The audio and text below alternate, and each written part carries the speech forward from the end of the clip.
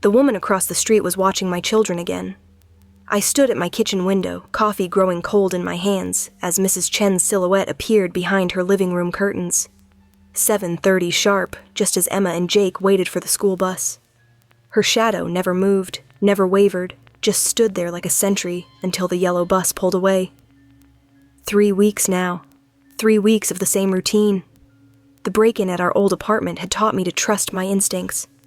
6 months ago, someone had jimmied our door while we slept, rifling through Emma's dresser and Jake's toy box. The police said it was random, but I knew better. Someone had been watching us there too. That's why we moved to Maple Grove. For safety. Tree-lined streets, well-lit sidewalks, the kind of place where children could ride bikes without fear. I just hadn't expected one of them to be looking quite so closely. Emma's backpack bounced as she climbed the bus steps, her 8-year-old voice calling goodbye. Jake followed, clutching his superhero lunchbox with both small hands.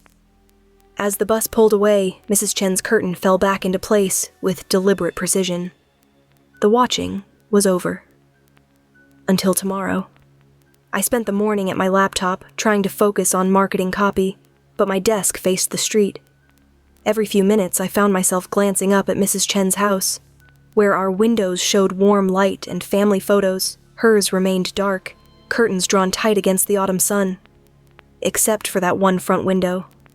The one with the perfect view of our driveway, our front door, our children's bedroom windows.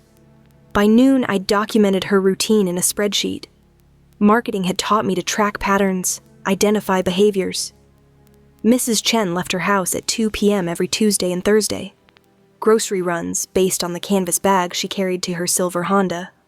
She returned exactly 90 minutes later, efficient as clockwork. Evenings brought different behavior. She'd emerge around 8 for walks around the neighborhood, always carrying that expensive camera with the telephoto lens that seemed far too professional for casual photography. Photography hobby, she'd told neighbors at last month's block party. Capturing autumn leaves and Victorian porch details, smiling warmly as they admired her artistic eye. But I'd seen where she pointed that lens when she thought no one was looking. The phone rang while I was updating my surveillance notes. David's voice crackled through the hotel connection, tired from another business trip. "How are things at home?" he asked. I hesitated, watching Mrs. Chen's dark windows. "David, I'm concerned about our new neighbor." His sigh carried clearly through the phone. "The elderly lady?" "Sarah, we talked about this. She watches the house. Every morning, every evening. And that camera. She's probably just lonely." Elderly widow, new neighborhood. The same explanation he'd offered last week. Patient but dismissive. The tone he used when he thought I was overreacting. "It's not normal, David. Maybe try talking to her instead of analyzing her like a marketing demographic." His voice carried that familiar edge of exhaustion.